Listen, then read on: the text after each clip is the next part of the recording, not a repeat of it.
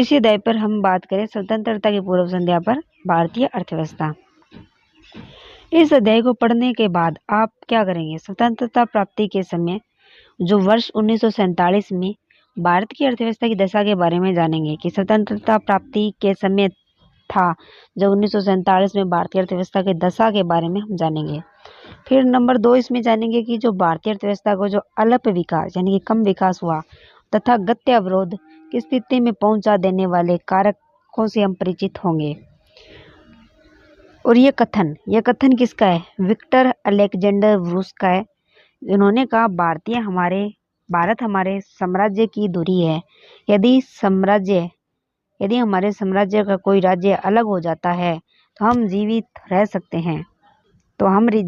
सकते हैं। यदि हम भारत को खो देते हैं तो हमारे साम्राज्य का सूर्य अस्त हो जाएगा।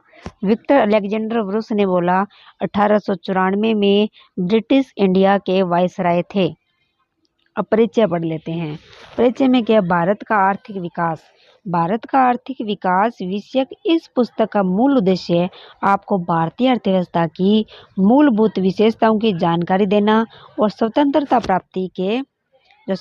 प्राप्ति के बाद किए हुए विकास से अवगत कराना है। यद्यपि देश की जो वर्तमान अवस्था तथा भविष्य की संभावनाओं की चर्चा करते समय उसकी आर्थिक अतीत पर ध्यान देना भी उतना ही महत्वपूर्ण होगा। इसीलिए हम अपनी चर्चा का आरंभ स्वतंत्रता से पूर्व देश की अर्थव्यवस्था की स्थिति से कर रहे हैं, यानी कि हमारे जो देश है उसकी स्थिति के बारे में अर्थव्यवस्था की स्थिति से कर रहे हैं कि स्वतंत्रता पूर्व क्या थी। इस क्रम में हम उन सब बातों को भी स्पष्ट पहचान करेंगे जिन्होंने स्वतंत्र भारत के विकास की रणनीतियों का निर्धारण करने से महत्वपूर्ण योगदान दिया है।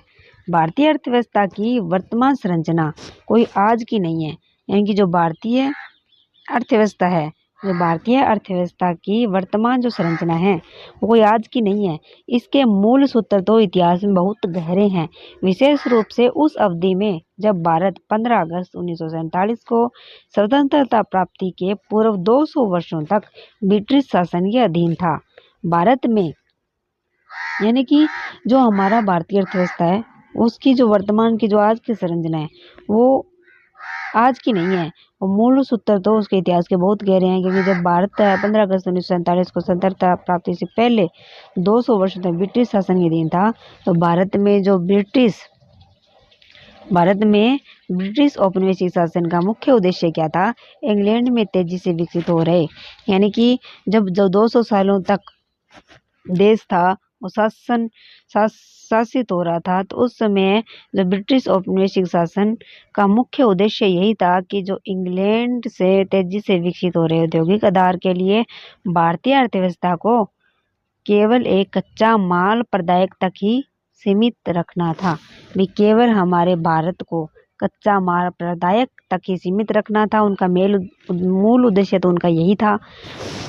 उस शासन की अधीनता के पोषक स्वरूप को समझे बिना स्वतंत्रता के बाद के पिछले 6 दशकों में, दशक का होता है 10 साल, यानी 6 दशक में भारत में हुए विकास का सही मूल्यांकन कर पाना संभव नहीं है।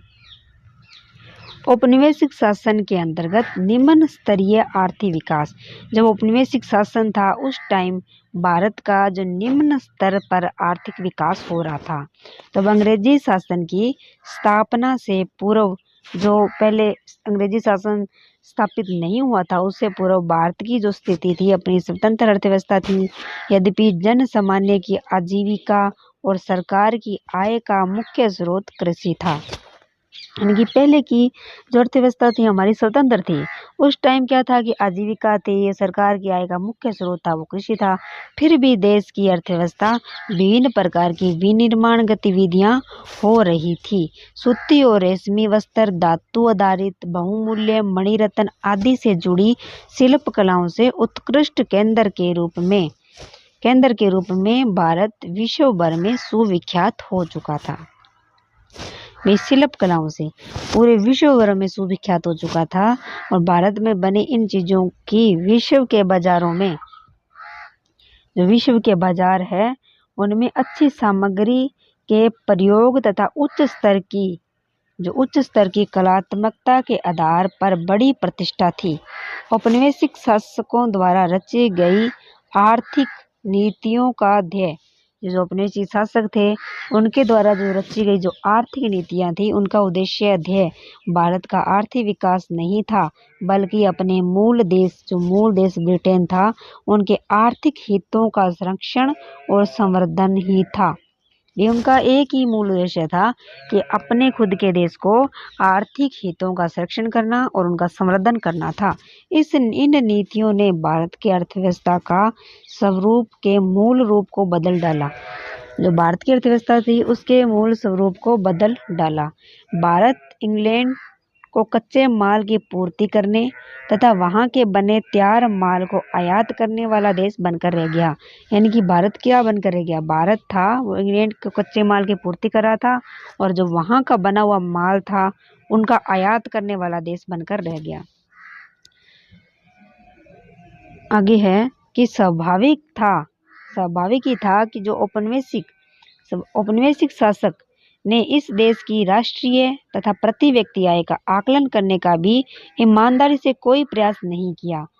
कुछ लोगों ने निजी स्तर पर, यानी कि उन्होंने तो कोई प्रयास ही नहीं किया ईमानदारी से, लेकिन कुछ लोग थे जिन्होंने निजी स्तर पर आकलन किए और उनके अनुमानों में बहुत विसंगतियां और आपसी मतभेद भी रहे। इन आकलनकर्ताओं में कौन कौन थे? उन आकलनकर्ताओं में Dadabhai Naoroji, William Digby, Findlay Shirras और डॉक्टर VKRV राव तथा RC देसाई प्रमुख रहे। औपनिवेशिक काल के दौरान डॉक्टर VKRV राव द्वारा लगाए गए अनुमान बहुत महत्वपूर्ण माने जाते हैं। यानी कि जब प्रति व्यक्ति राष्ट्रीय और प्रति व्यक्ति आय का निजी अनुमान लगाने वाले सबसे पहले Dadabhai Naoroji, William Digby, Findlay Shirras, doctor RVK Rao और RC देसाई प्रमुख रहे हैं। औपनिवेशिक काल के दौरान डॉक्टर राव द्वारा लगाए गए अनुमान बहुत महत्वपूर्ण माने जाते हैं। फिर भी सभी अध्ययनकर्ता एक बात से सहमत रहे हैं कि 20वीं शताब्दी के पूर्वार्ध में भारत की जो राष्ट्रीय आय की जो वार्षिक समृद्धि 2% से कम हो रही है। प्रति व्यक्ति उत्पाद वृद्धि दर तो मात्र 0.5% ही रह गई है। आगे कृषि क्षेत्र, जो कृषि क्षेत्र की बात करें तो कृषि क्षेत्र उस टाइम क्या था कि ब्रिटिश औपनिवेशिक शासन के अंतर्गत भारत मूलतः एक कृषि अर्थव्यवस्था ही बना रहा।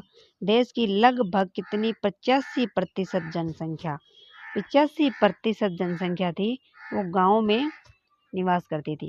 यानी उस स्वतंत्रता प्राप्ति ब्रिटिश औपनिवेशिक शासन के दौरान उस समय कृषि की जनसंख्या 85% जनसंख्या जो गाँव में बसी थी, प्रत्यक्ष या परोक्ष रूप से कृषि के माध्यम से अपनी रोजी रोटी कमा रही थी। एक बड़ी जनसंख्या का व्यवसाय होने के बाद भी कृषि क्षेत्र में गतिहीन विकास की प्रक्रिया चलती और ही रही। यही नहीं, अनेक अवसरों पर उसमें अप्रत्याशित ह्रास या गिरावट भी अनुभव की गई। यानी कि हर कृषि हो रही थी कृषि क्षेत्र में, लेकिन उनके जो उत्पादकता क्षमता है उनमें कमी हो रही थी। अप्रत्याशित ह्रास या गिरावट भी अनुभव की गई। भले ही कृषि अधीन क्षेत्र के प्रसार के कारण कुल कृषि उत्पादन में वृद्धि हुई हो, किंतु कृषि उत्पादकता में कमी आती रही। कृषि उत्पादकता का क्या मतलब है? कृषि उत्पादकता का मतलब है जैसे हम 1 हेक्टेयर क्षेत्र में जो हम उत्पादन करते हैं, तो जैसे हम 1 साल में जितना उत्पादन किया, तो दूसरे साल में उसी हेक्टेयर क्षेत्र में जो उत्पादन की हुई क्षमता है वो कम हो जाती है। तो उत्पादन क्षमता में कमी आई, उत्पादकता में कमी आई, तो उसी कृषि क्षेत्र को गतिहीनता का मुख्य कारण औपनिवेशिक शासन द्वारा लागू की गई जो भू व्यवस्था प्रणालियों को माना जा सकता है। आज के समस्त पूर्वी भारत में, जो पूर्वी भारत है उसमें उस समय बंगाल प्रेसिडेंसी कहा जाता था। जो पूर्वी भारत था उस समय उसे बंगाल प्रेसिडेंसी कहा जाता था।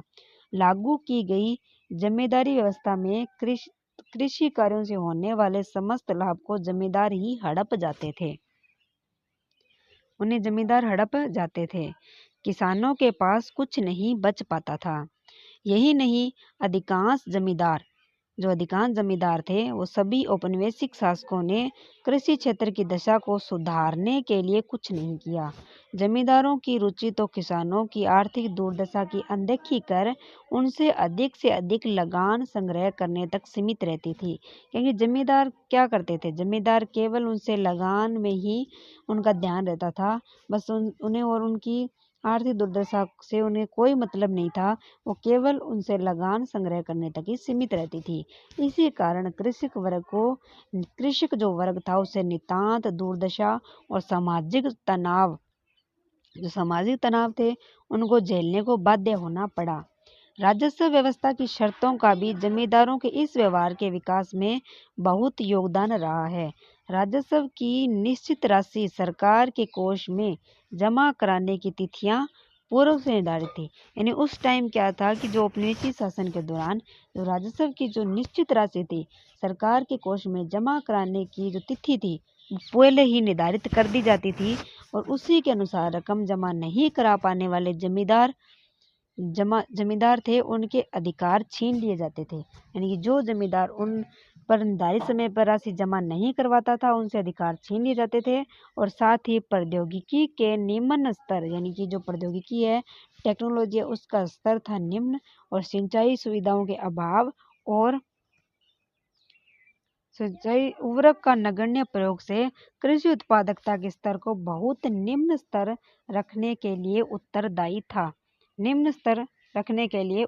था।